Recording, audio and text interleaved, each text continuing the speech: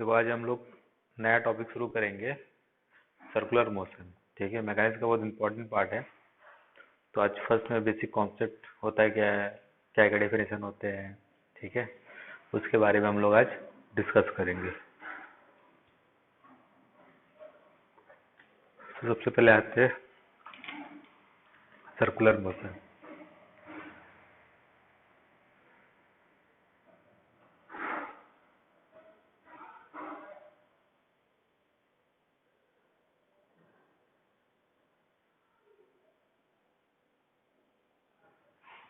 ठीक है, देखो सर्कुलर मोशन का मतलब क्या होता है, जब कोई बॉडी सर्कल में मूव करता है। ठीक है, सर्कल जनरली हम लोग स्पेशल केस होता है। अगर कोई बॉडी कर्व पाथ में मूव करता है तो that is the circular motion. ठीक है, यानी body in a curve path, यानी body motion in curve path. ठीक है, called circular motion because every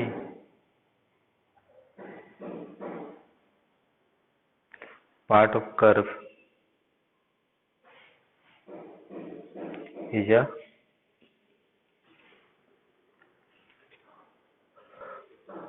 part of circle. तो कोई भी पार्ट होता है कर्व का, एक सर्कल का ही पार्ट होता है। ठीक है, पहले बता चुका हूँ। जैसे मान लो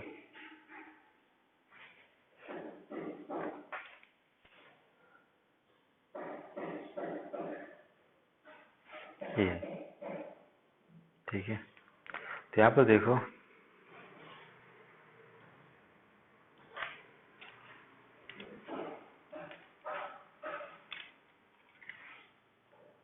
ये जो पार्ट है यहाँ पर, this is the part of, मान लो कर्व पार्ट है, द पार्ट ऑफ सर्कल।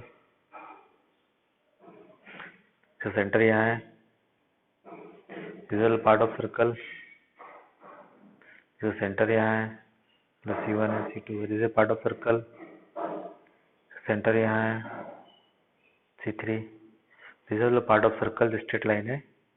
तो सेंटर कहाँ है, C4 टेंस टू इन्फिनिटी। तो हर एक सर्कल का एक पार्ट होता है। ठीक है, तो there is a circular motion of curve part. तो इसमें क्या होता है, बॉडी एंगल में रोटेट करता है। ठीक है, जैसे मान लो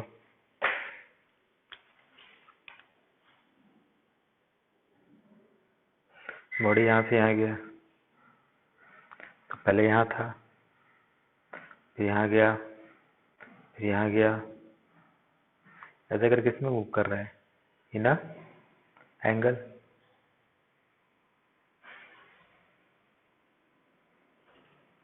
ठीक है, तो circular motion means angular displacement and this rotation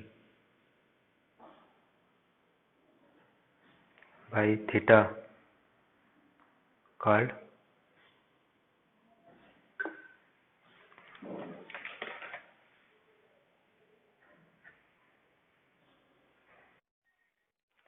देखो rotation by theta angular displacement. ठीक है, तो सर्कुलर मोशन में हम लोग देखेंगे कि बॉडी कैसा रोटेट कर रहा है, कितना डिस्प्लेसमेंट है, क्या क्या एक्सलेशन है। ठीक है, और इसको हम लोग क्या बोलते हैं, सेंटर ऑफ कर्वेचर।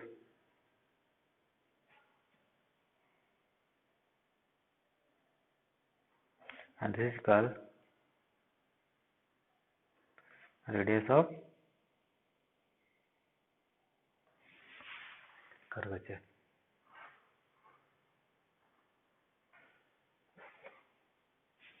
ठीक है, तो यहाँ पे देखो, when a particle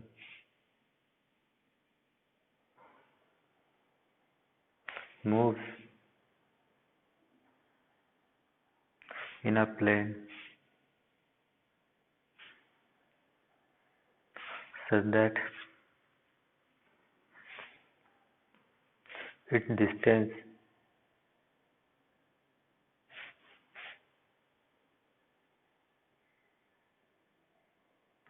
from fixed or moving point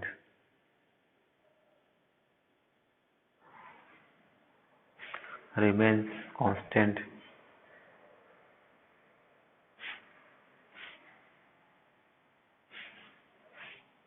then its motion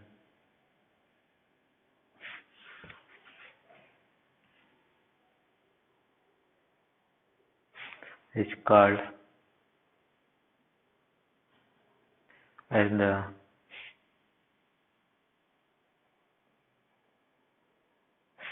circular motion with respect to that fixed or moving point.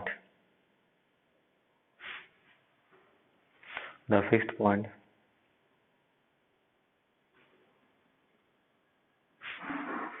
is called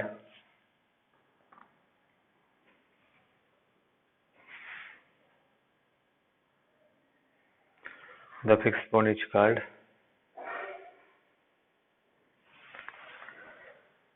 called center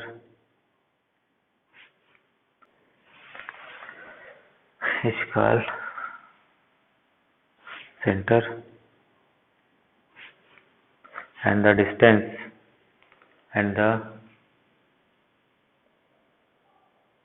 distance between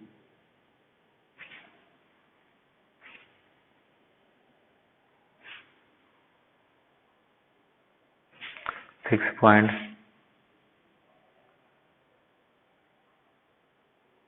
and particle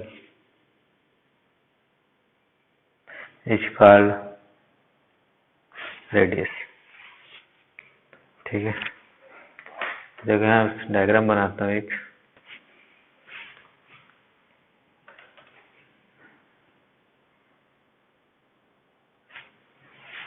मतलब यहाँ पर एक वैन खड़ा है,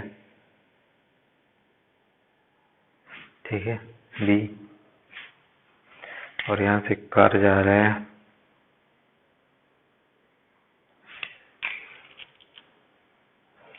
ठीक है।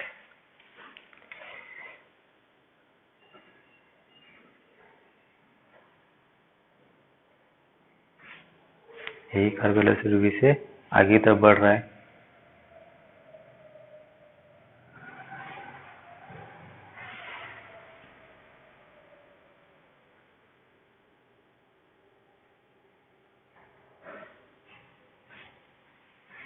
ठीक है। तो यहाँ पर θ1 θ2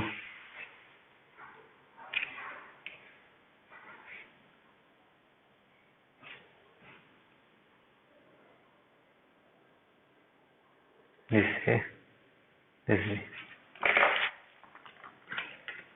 तो यहाँ देखोगे the car is moving in a straight line with respect to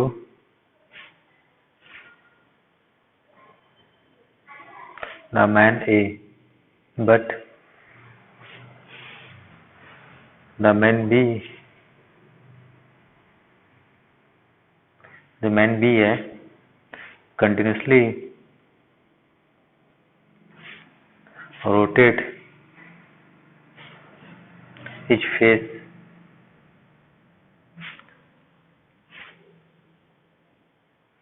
to see the car. So with respect to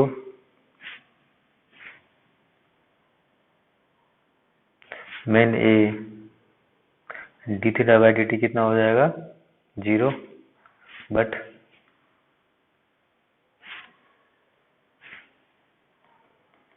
with respect to main B D theta by D T not equal to 0, क्योंकि angle move change हो रहा है time के respect से। Therefore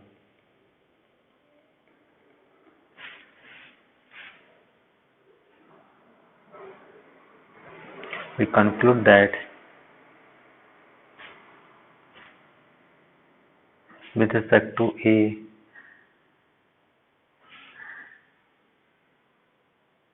the motion of car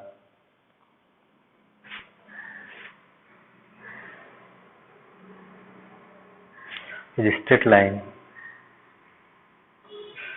but for man B it has some angular velocity। ठीक है, तो यहाँ समझ सकते हो एंगुलर वेलोसिटी रोटेशनल क्या होता है। ठीक है,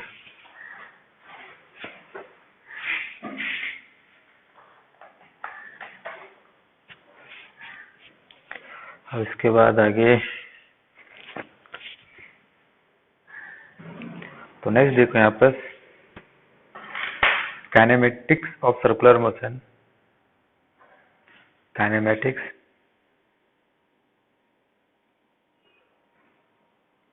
of circular motion.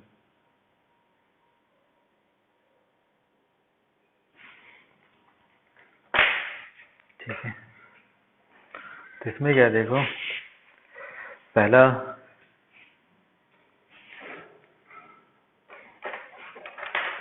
Variable of motion,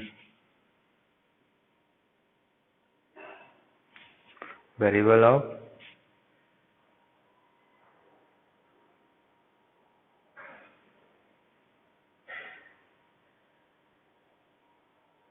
motion. ठीक है, तो इसमें आता है जो टर्म है एक्चुअली में वेरिएबल ऑफ मोशन मतलब मोशन से रिलेटेड जो जो वेरिएबल्स हैं, जो जो पैरामीटर हैं। ठीक है, जैसे पहला angular position.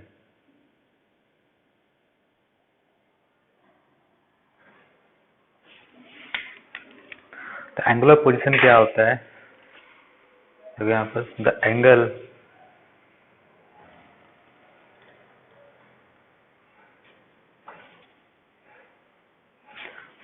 Made by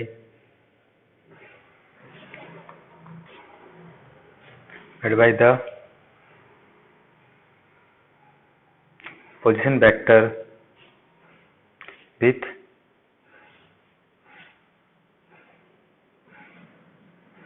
given line as a reference line is called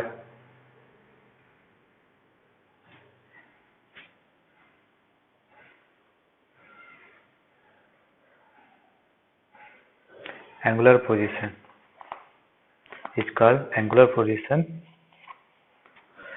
ठीक है,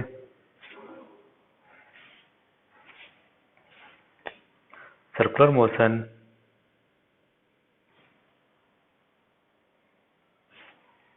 is a two-dimensional motion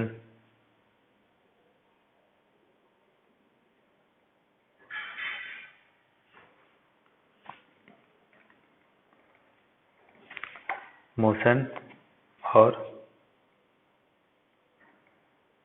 motion in plane.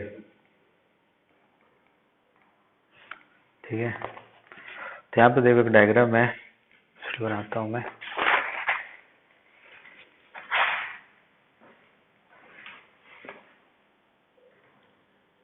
Suppose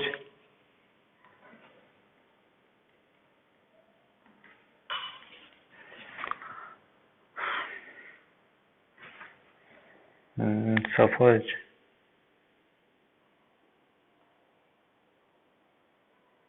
A particle P is moving in a circle of radius r and center O.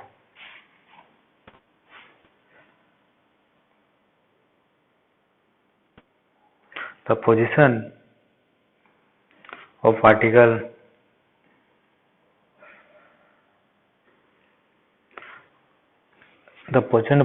P at a given instant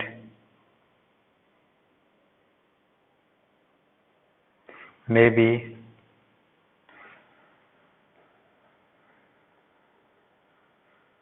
described by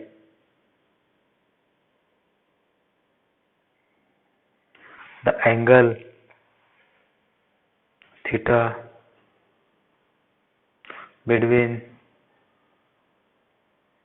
OP OX. This angle theta is called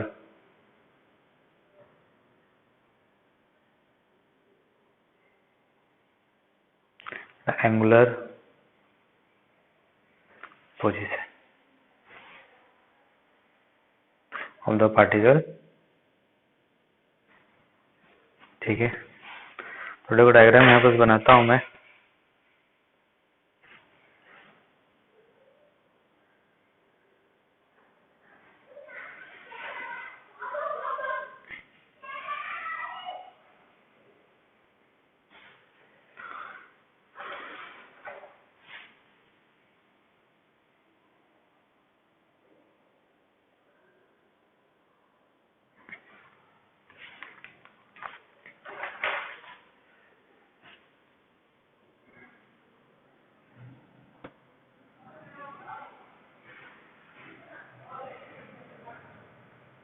The theta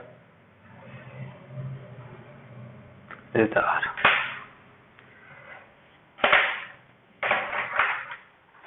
ठीक है, the particle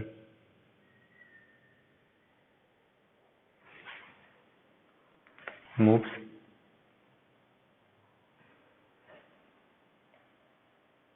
on the circle its angular position theta change.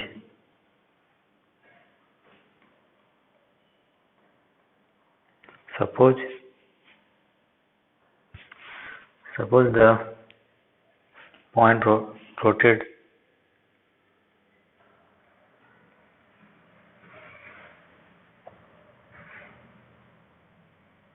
an angle d theta in time dt. तो यहाँ पर D theta वाला rotate होगा कितना time में? D time में. ठीक है, तो ये क्या डिफाइन होगा, तो इसको हम लोग क्या बोलते हैं, थीटा एक टाइम टी पर पोजीशन था थीटा, तो इसको बोलते हैं हम लोग एंगुलर पोजीशन. नेक्स्ट हम आते हैं angular displacement.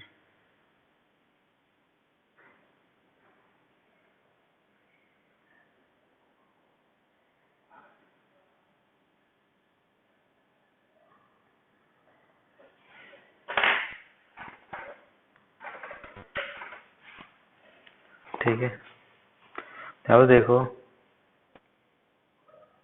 Angle rotate bye a position vector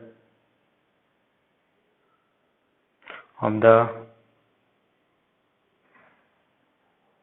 moving particle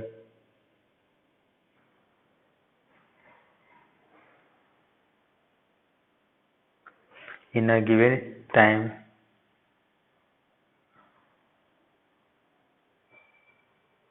interval with some reference line is called its angular displacement। ठीक है, जिसको हम लोग क्या बोलते हैं, एंगुलर डिस्प्लेसमेंट।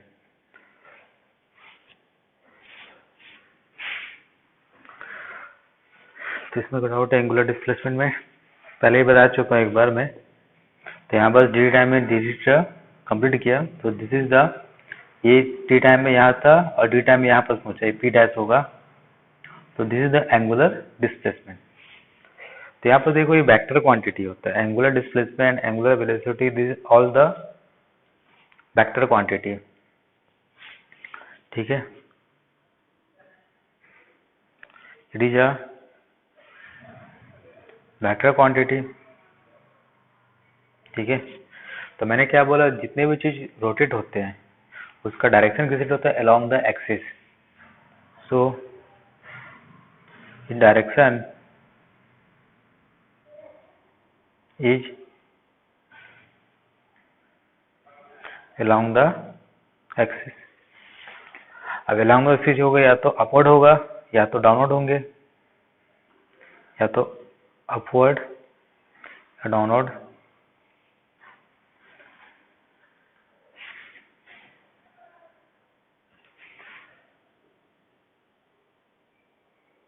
ठीक है, तो अलोंग द एक्सिस मतलब यहाँ पर जैसे मान लो ये रोटेट कर रहा है इसका, तो ये एक्सिस हुआ, इस एक्सिस के अबाउट आप मान लो ये एक्सिस है, इसके अबाउट आप क्या कर रहे हो, रोटेट कर रहे हैं ऐसा चारों तरफ। तो या तो ऊपर होगा या तो नीचे होगा डायरेक्शन, एंटी क्लॉकवाइज या लेफ्ट या राइट या clockwise, this is sense of rotation होता है, this is the sense of rotation, but is not the direction of vector quantity. तो this is along the axis, this is the axis. ठीक है, तो मान लो यहाँ से मैं इसको रोटेट कर रहा हूँ ऐसा, तो डायरेक्शन कैसे निकालोगे, always use right hand, always use right hand.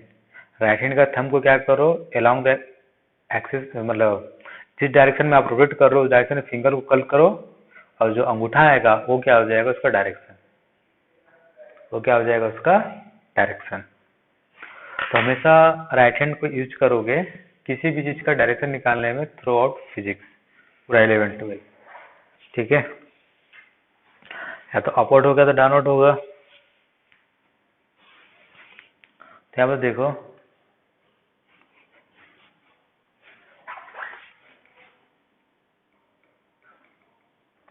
Decided by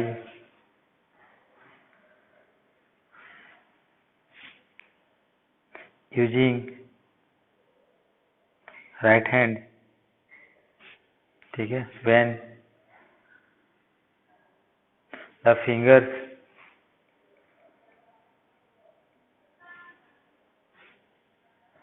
are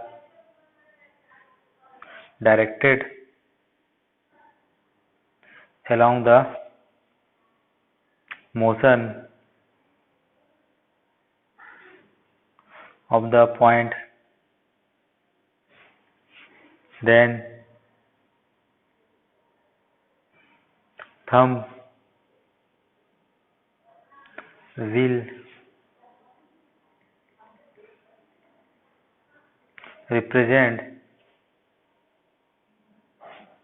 the direction of angular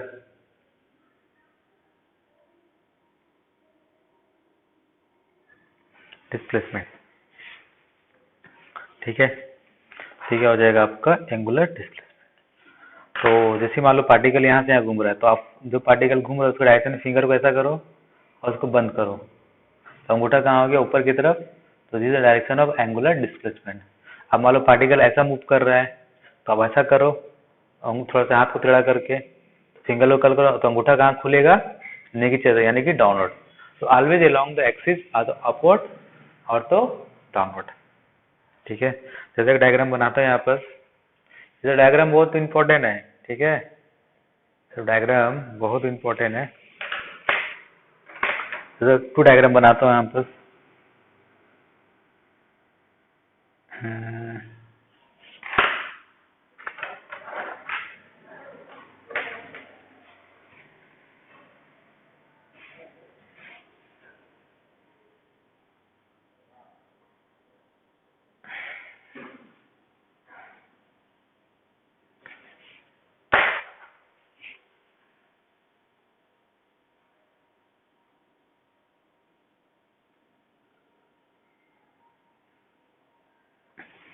ठीक है,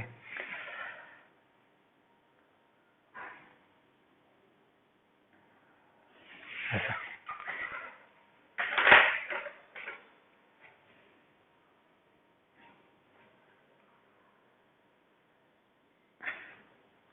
तो आपको 3D भी देख के समझ में आ गया होगा। ये आपका डॉटेड लाइन मतलब इनसाइड द प्लेन है, और बोल्ड लाइन मतलब आउटसाइड द प्लेन। और ये बोल्ड लाइन मतलब ऊपर की तरफ, डॉटेड मतलब अंदर की तरफ। सेम यहाँ जो डॉट डॉट होते हैं वो जनरली क्या होता है, इनसाइड, इनसाइड द प्लेन। और जो बोल्ड होते हैं line, this is the outside the plane. थोड़ा सा और डायग्राम इसको अच्छे से करना है, तो थोड़ा सा और इसको मैं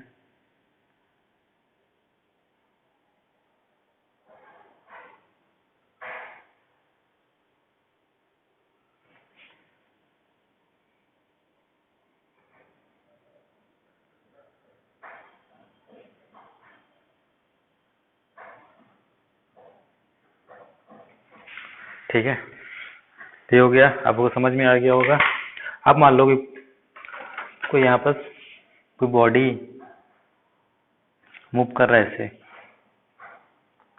तो कैसे किस डायरेक्शन में हो गया आपका, इस डायरेक्शन में। तो आप क्या करो, फिंगर को ऐसा रख के इसको कल करो। तो कहाँ दिया, ऊपर की तरफ। तो इसका angular velocity, angular displacement, angular acceleration, all are in the angular momentum, all are in the along the axis upward। ठीक है, तो सब कुछ जितने भी एंगल वाले हैं, डिस्प्लेसमेंट, एंगुलर वेलोसिटी, एंगुलर आपका क्या एक्सेलरेशन,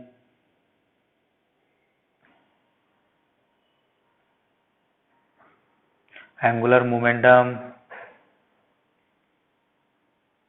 और टॉर्क भी बोल सकते हो। ठीक है, तो टॉर्क डायरेक्शन नहीं दिखा रहा है यहाँ पर, तो ये हुआ।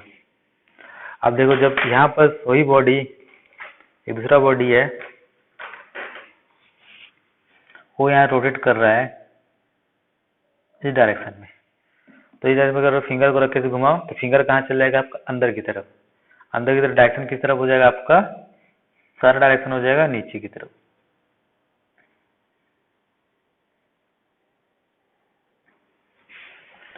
तो यहाँ पर देख रहे हो सिर्फ दो डायरेक्शन है, या तो अलोंग, या तो अपवर्ड या तो डाउनवर्ड, बट दोनों क्या होंगे, अलोंग द एक्सिस। ठीक है, तो हमेशा राइट हैंड यूज करोगे, फिंगर को कल करो ऐसा, अंगूठा ऊपर की तरफ अपवर्ड, फिंगर को कल करो ऐसा डायरेक्शन में नीचे की तरफ। कोई डाउट है इसमें किसी को?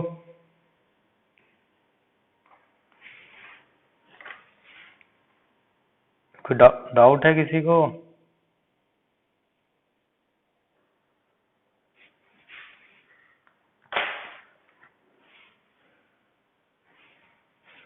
अब देखो इसी में नोट करके कुछ points.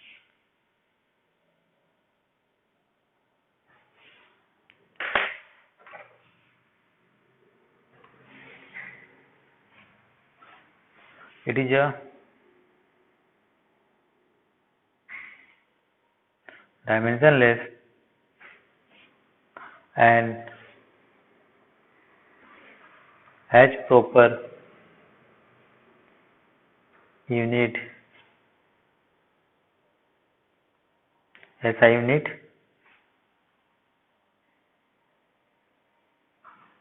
radian, while other units are degree और रिवोल्यूशन। ठीक है, 2 pi radian equal to 360 degree equal to 1 revolution.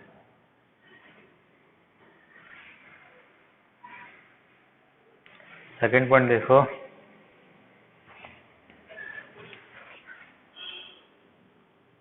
infinitely small angular displacement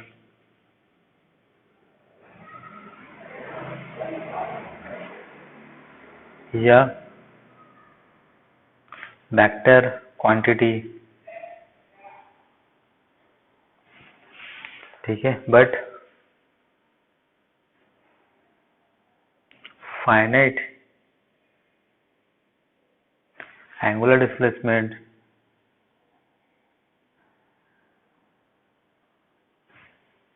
is not because the addition of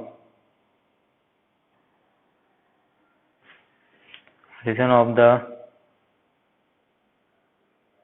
small angular displacement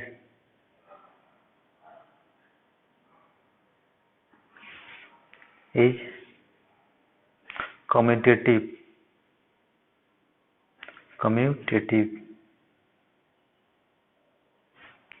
while for large is not.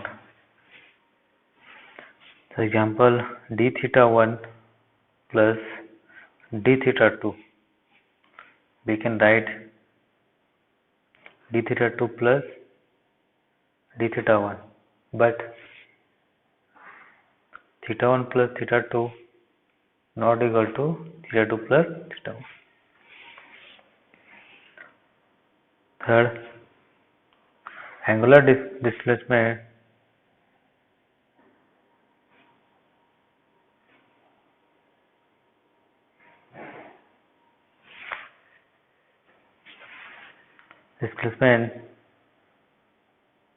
can be different for different observer.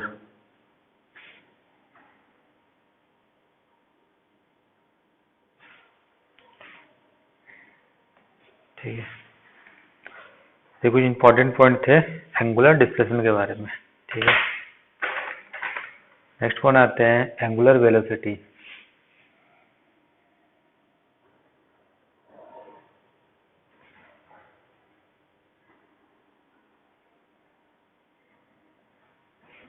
Is the omega. ठीक है, तो angular velocity पहले ही बता चुका हूं मैं, होता क्या है,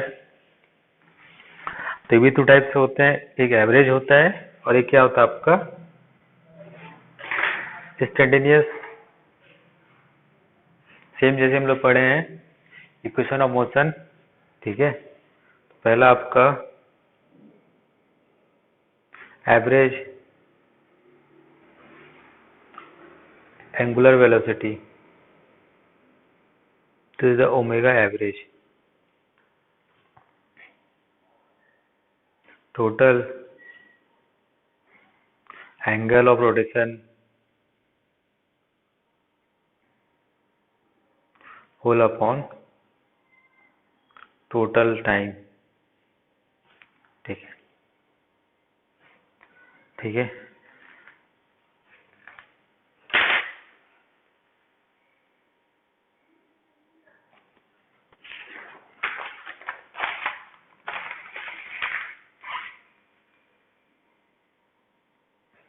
that is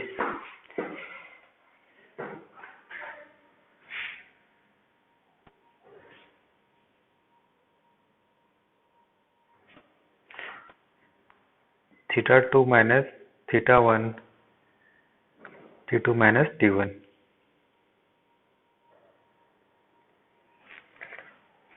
where theta1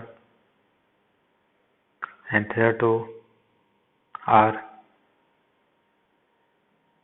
angular position of the particle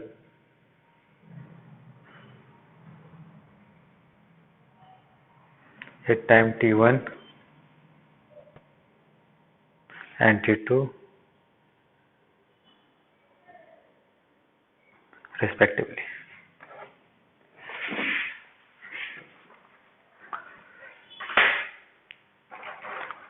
next आते हैं instantaneous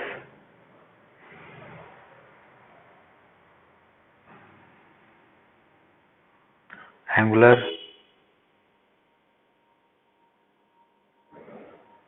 velocity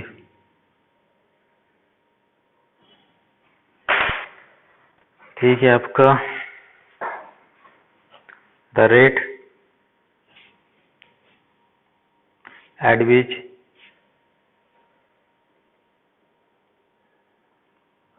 the position vector of a particle with respect to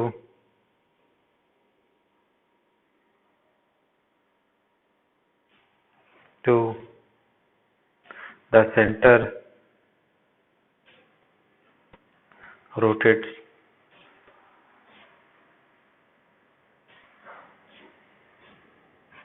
is called as instantaneous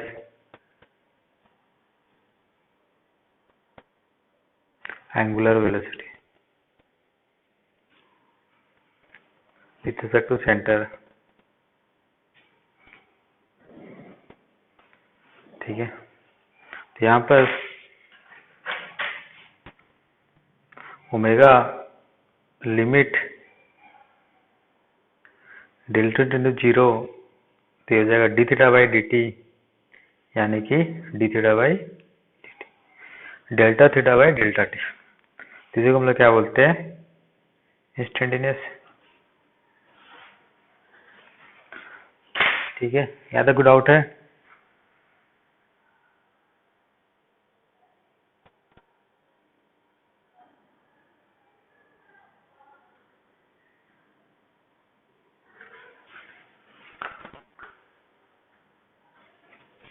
हाँ,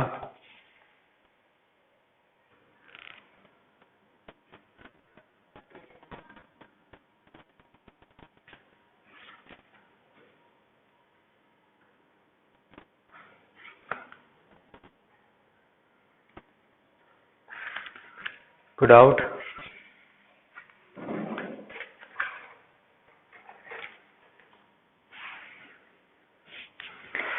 नेक्स्ट देखो, इसमें कुछ इम्पोर्टेंट पॉइंट है।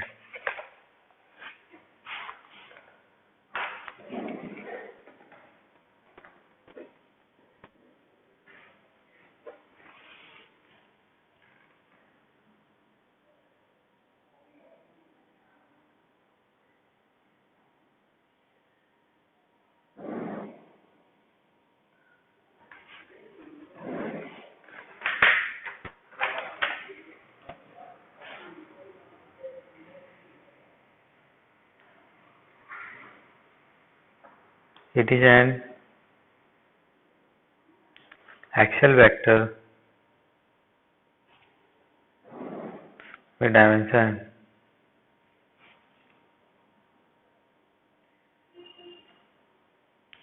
t minus and SI unit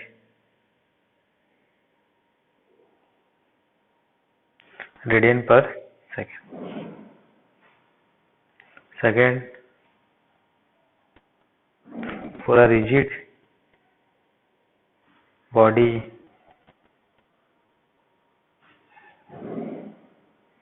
H all points, ये point को बहुत ध्यान समझोगे, ठीक है। सेकेंड वाला, for rigid body at all points will rotate through same angle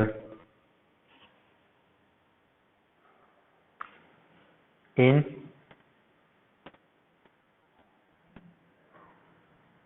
same time.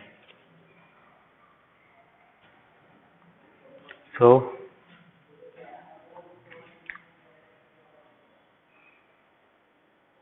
angular velocity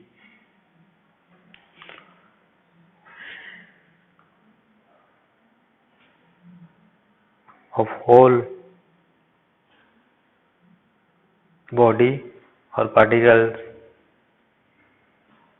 will same.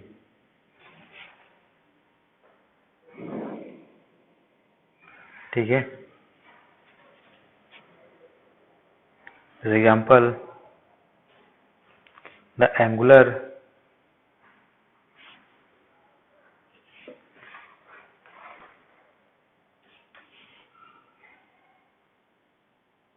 velocity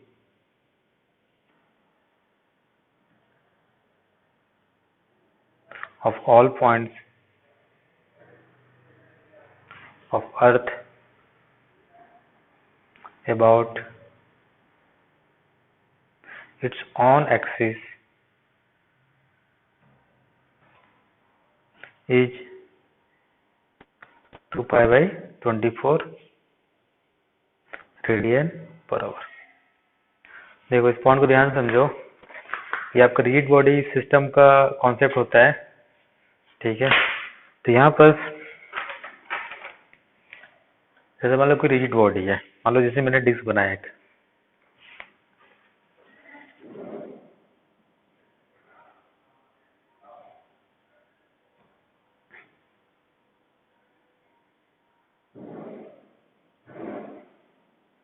ठीक है। तो यहाँ पर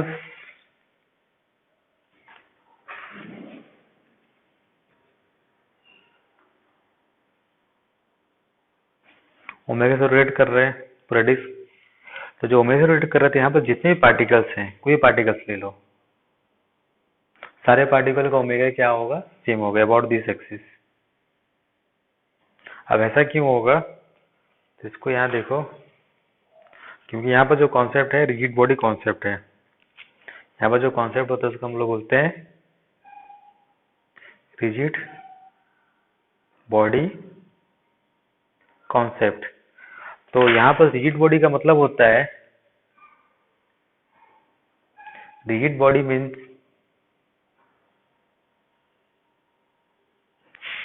the relative position between two particles will remain same throughout the motion। तो यहाँ पर मैंने बॉडी बनाया था, यहाँ पर मान लो इसका से बनाता हूँ प्लेन में, तो यहाँ पर एक पार्टिकल मान लो यहाँ पर लिया हूँ, दूसरा पार्टिकल यहाँ लिया हूँ, ठीक है। मान लो यहाँ पर P1 है, P2 है। तो यहाँ पर जब बॉडी रोटेट करेगा तो ये पार्टिकल यहाँ आ जाएगा, ये पार्टिकल होके यहाँ आ जाएगा, ये पार्टिकल भी रोटेट होके कहाँ आएगा, आपका इसी लाइन पर आएगा। अगर मान लो इस लाइन पर नहीं आता है, मान लो आगे आ जाएगा या तो पीछे आ जाएगा, तो बॉडी क्या हो जाएगा, डिफॉर्म हो जाएगा। क्यों, क्योंकि इन दोनों का पोजीशन डिस्टेंस क्या होना चाहिए, सेम होना चाहिए। मान लो जब पेन रखा हूं मैं, पेन में एक पॉइंट है, एक पॉइंट है, तो जैसे ही मोशन कर रहा हूं मैं, दोनों बीच का पोजीशन क्या है, सेम है डिस्टेंस। अगर मान लो ये बढ़ते गया या ये सिकुड़ते गया, तो इनके बीच का लेंथ क्या होगा, या तो बढ़ेगा तो घटेगा। सेम यहाँ पर अगर मान लो ये पॉइंट आगे चले गया, ये एक पॉइंट पीछे आ गया, मान लो इसका ओमेगा और इसका ओमेगा डिफरेंट हो जाएगा, ठीक है। मान लो ये एंगल अलग बनाता है और एंगल आगे बना, मान लो यहाँ पर एक डायग्राम बना देता हूँ यहाँ पर।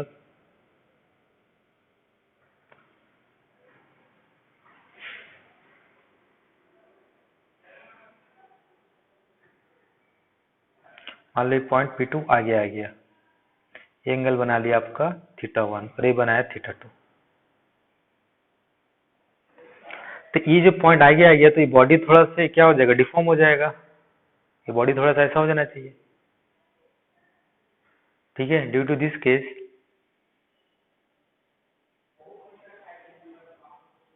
बॉडी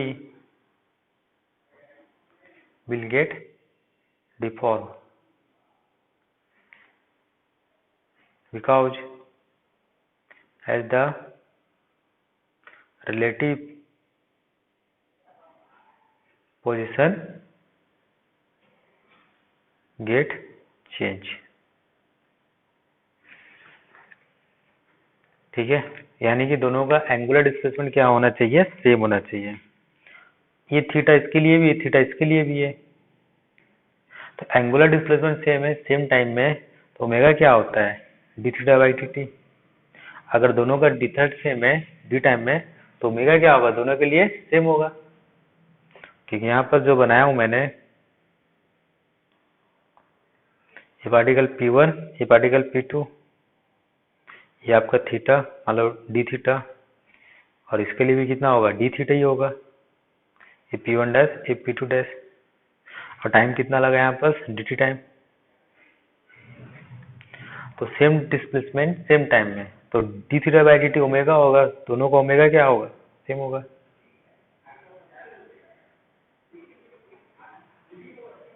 रिजिड बॉडी,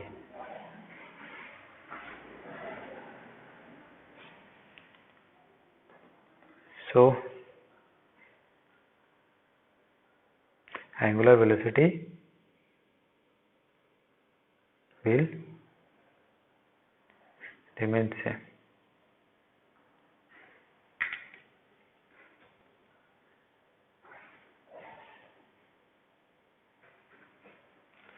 ठीक है, तो ये होता आपका रिजिड बॉडी कॉन्सेप्ट। तो इसका बहुत यूज है आगे, इससे प्रॉब्लम आपके बनेंगे अगर ये आपको मालूम रहेंगे तो। कोई डाउट है?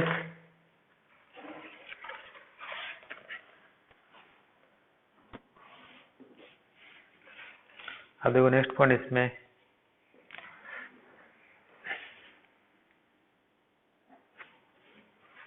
if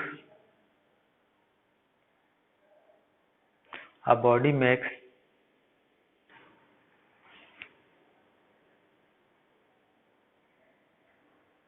hand rotation in t seconds,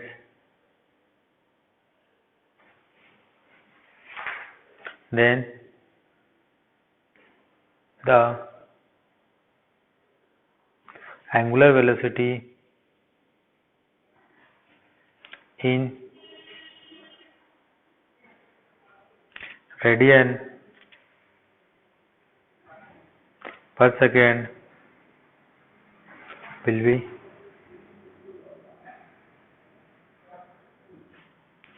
2 pi n upon t if t is the time period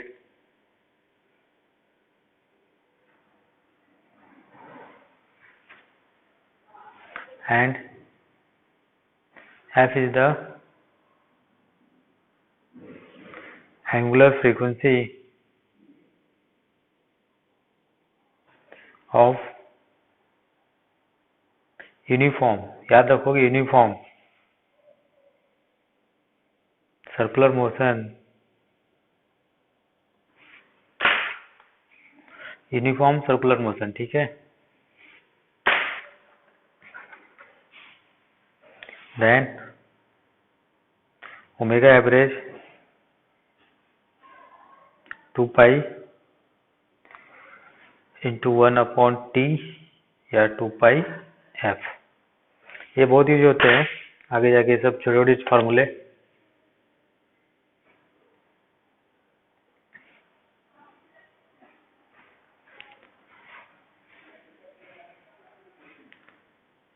ठीक है।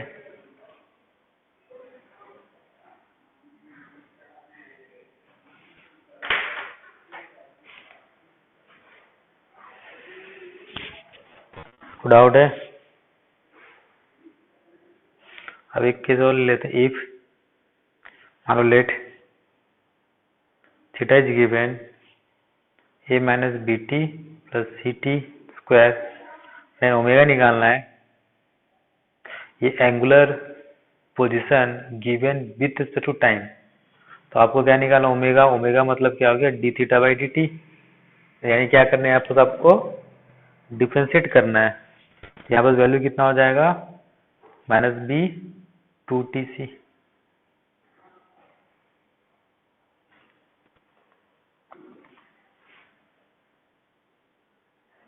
ठीक है, कोई डाउट है?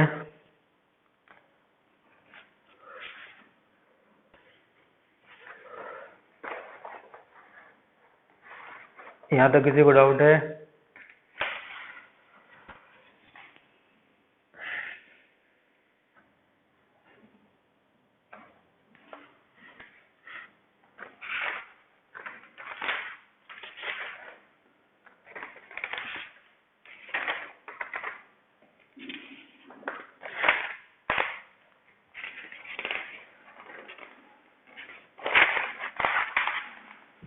सेवन देखो, बहुत इम्पोर्टेंट चीज है।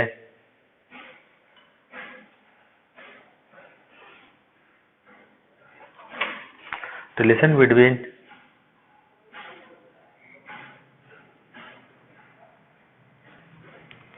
Speed and angular velocity.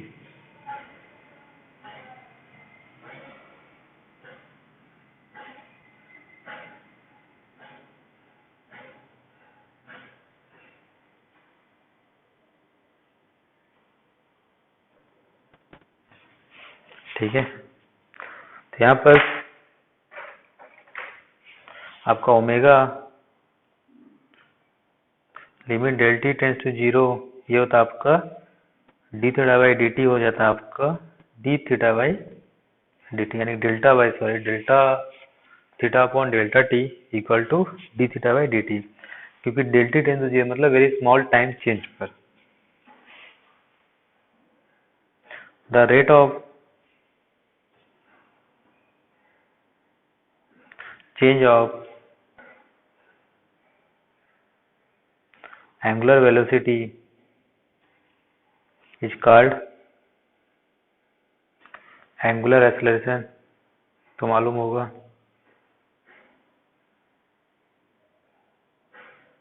कहीं भी एक्सेलरेशन निकालना है तो उसकी वेलोसिटी को कर दो विथ रिस्पेक्ट टू टाइम के साथ डिफरेंशिएट। तो मैंने बताया था कि जो एक्सेलरेशन होता है उसको आप, जैसे मैंने लीनियर में बताया था, linear motion A equal to लिख सकते हो आप D omega by D T, दूसरा लिखते D theta by D T square, और एक फॉर्म क्या होता है इसका? Omega D omega by D theta. But जो एंगुलर में होगा इसी का एनालॉग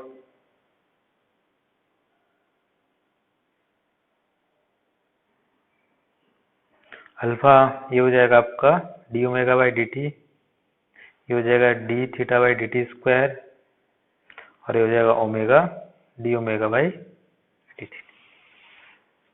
तो दोनों में कोई चेंज नहीं है। सॉरी, ये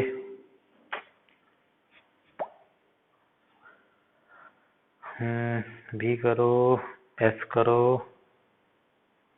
भी,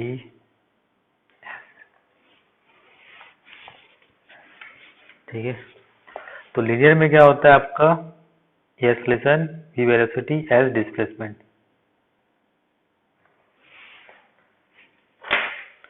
ठीक है,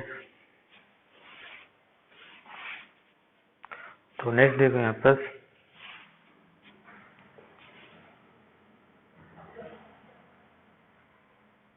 the linear distance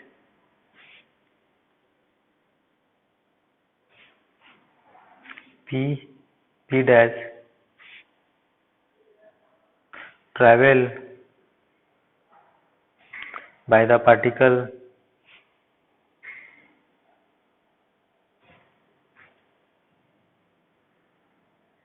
in time dt is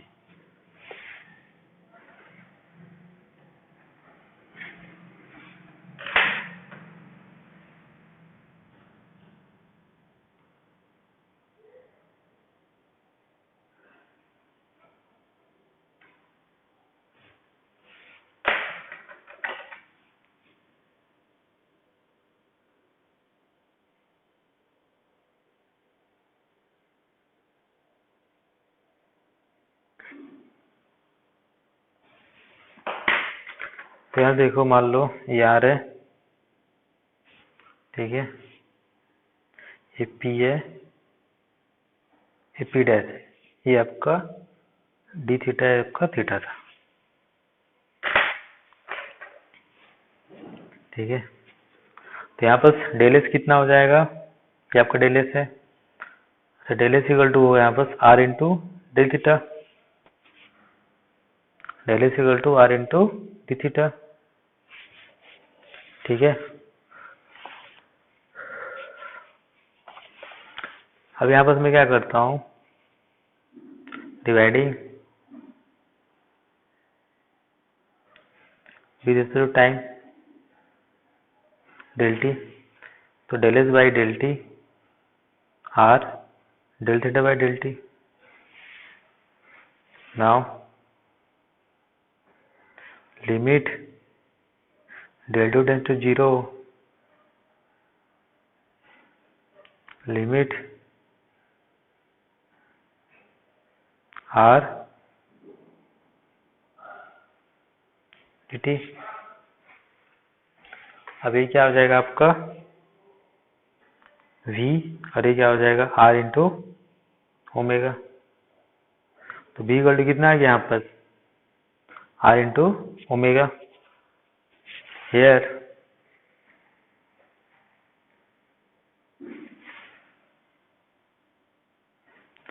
v is the linear speed of the particle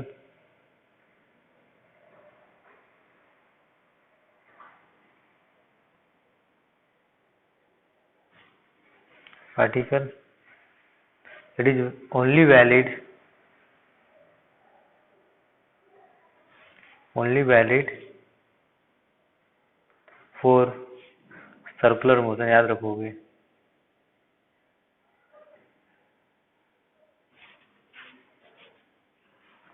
ठीक है। And v equal to R omega is a scalar quantity.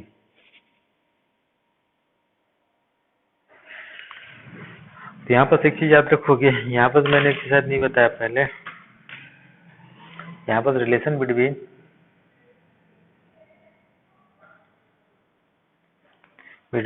Linear and angular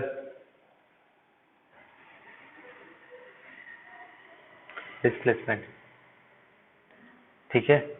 तो लीनियर एंड एंगुलर डिस्प्लेसमेंट, तो linear क्या होता है यहाँ पर S, angular क्या होता है यहाँ पर आर इंटू थीटा।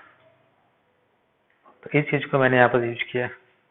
आप लोग इसमें पढ़े होंगे ज्योमेट्री में, क्लास 10th में और 11th में भी। ये अगर एंगल थीटा है, ये आपका आर है, तो ये मान लो आपका क्या हो गया एल इक्वल टू एस। तो क्या होता है L equal to are into theta यानी कि एस बाय ज्योमेट्री।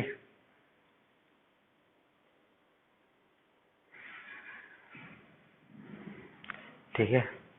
अब यहाँ पर एक चीज और याद रखोगे, ये जो होता है वी आर क्रॉस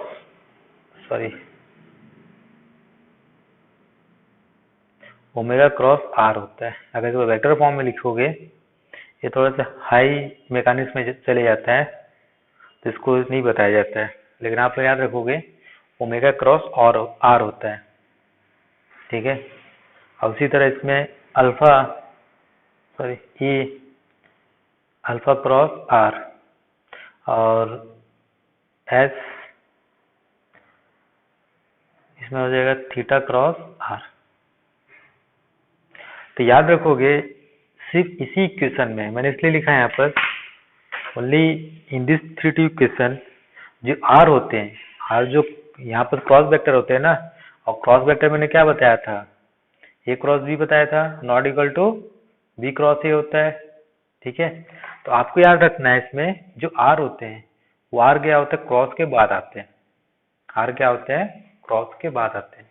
बाकी जो भी रिलेशन होगा इसमें सब में आर पहले आते हैं। जैसे example torque R cross F, angular momentum R cross P. तो यहाँ पे देखो आर पहले आया है, बट इन तीनों में सिर्फ आर क्या होते हैं, बाद में आते हैं। तो ये दोनों रिलेशन आपको ऐसे याद रखना है। अल्फा वी ई एस जो रिलेशन होते हैं उसमें आर बाद में आते हैं।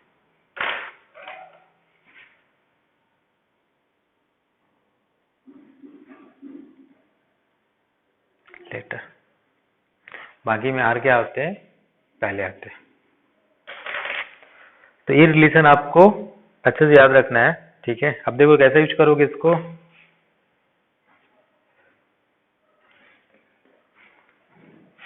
जैसे मान लो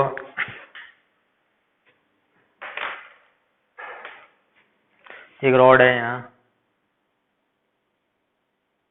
ठीक है, ये रॉड क्या कर रहा है, ओमेगा से रोटेट कर रहा है, ओमेगा से रोटेट कर रहा है। तो मैंने क्या बताया था यहाँ पर हर एक पॉइंट का एंगुलर क्या होगा, एंगुलर सेम होगा omega, omega is same for all points. क्यों, ड्यू टू रिजिड बॉडी। ठीक है, ये हो गया ओमेगा सेम होगा, क्यों, अल्फा भी सेम होगा, थीटा भी सेम होगा, सब सेम होगा एंगुलर में, यहाँ ओमेगा ही बता रहा हूँ मैं। अब देखो यहाँ पर मान लो इस पॉइंट A1 है, A2 है, 3 है, 4 है, इट इज 5 है। मान लो 1 का आपको निकालना है लीनियर वेलोसिटी, तो V1 कितना हो जाएगा यहाँ पर, मान लो ये आपका L1 है, तो ओमेगा इंटू L1। V2 कितना हो जाएगा, ओमेगा इंटू L2। V3 कितना हो जाएगा, ओमेगा इंटू L3। V4 कितना हो जाएगा, omega into L4। And V5 कितना हो जाएगा, ओमेगा इंटू L। मान लो लेंथ कितना है इसका, L है। And this is the linear velocity of point, and this is the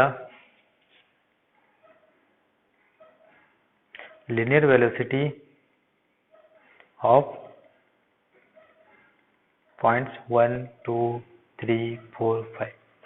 तो यहाँ पर देखो जितना दूर जाओगे उतना आपका लीनियर वेलोसिटी का वैल्यू क्या होगा, बढ़ेगा। और बढ़ना भी चाहिए, क्यों, क्योंकि मान लो ऐसा नहीं होगा तो रॉड क्या हो जाएगा, ब्रेक हो जाएगा या तो स्लैक हो जाएगा। क्यों, जैसे मान लो ये रॉड मूव करके यहाँ आ गया, मूव करके यहाँ आया, तो ये जो पॉइंट है सबसे ज्यादा डिस्टेंस कवर करेगा सेम एंगल के लिए, और ये जो डिस्टेंस रहेगा सबसे कम, फिर एक कम, फिर एक कम। तो ये जो डिस्टेंस कवर किया S1 सॉरी S5, तो S5 सेम टाइम में डिस्टेंस कवर करने के लिए आपको वेलोसिटी क्या होना चाहिए, ज्यादा होना चाहिए। दैट्स वाई यहाँ पर ओमेगा एल यानी V5 क्या है, ग्रेटर है। V5 greater than V4 greater than V3 greater than V2 greater than V1। अगर ऐसा नहीं होगा तो body will get deform, body break हो जाता है, लूज हो जाता है, कुछ भी मतलब डिफॉर्म हो जाएगा। ठीक है, मान लो this is the position of rod,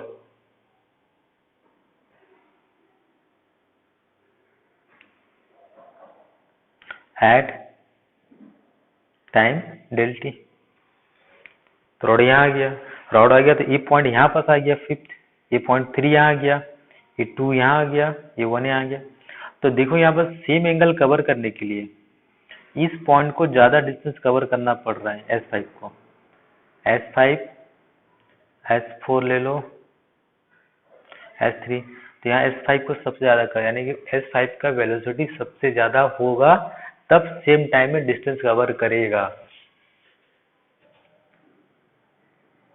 ठीक है, क्लियर हुआ? तो इसलिए क्या होता है यहाँ पर रीजन लिख सकते हो, ड्यू टू रिजिड बॉडी।